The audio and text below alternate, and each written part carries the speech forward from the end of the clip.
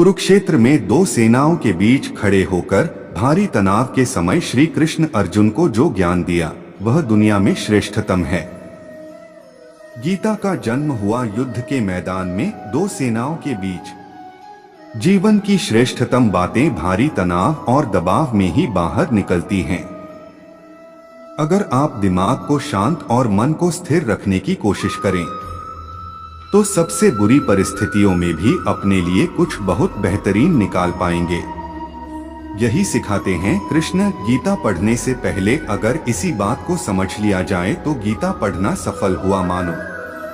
श्री कृष्ण का जीवन ऐसी ही बातों से भरा पड़ा है।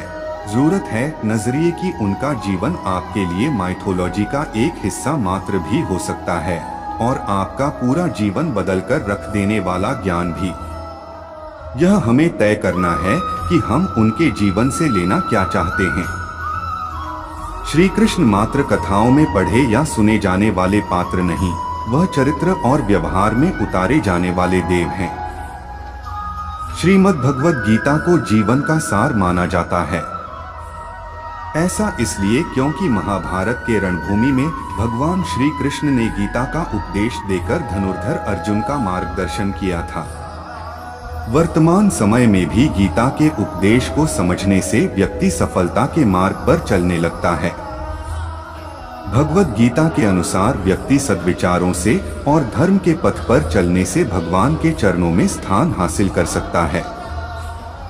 भगवद गीता के अनुसार केवल कर्म पर ही व्यक्ति का अधिकार है, लेकिन उसका फल कैसा होगा यह कोई नहीं जानता है।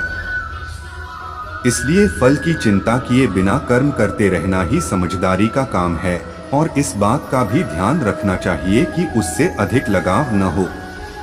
गीता में बताया गया है कि विषय अथवा वस्तु के बारे में निरंतर सोचने से व्यक्ति मानसिक रूप से उससे जुड़ाव महसूस करने लगता है। इससे उनमें इच्छा पैदा होती है और इस इच्छा की पूर्ति न होने से क्रोध की उत्पत्ति होती है। इसलिए व्यक्ति को किसी से इतना जुड़ाव नहीं रखना चाहिए जिसके कारण वह स्वयं पर काबू ही ना रख पाए।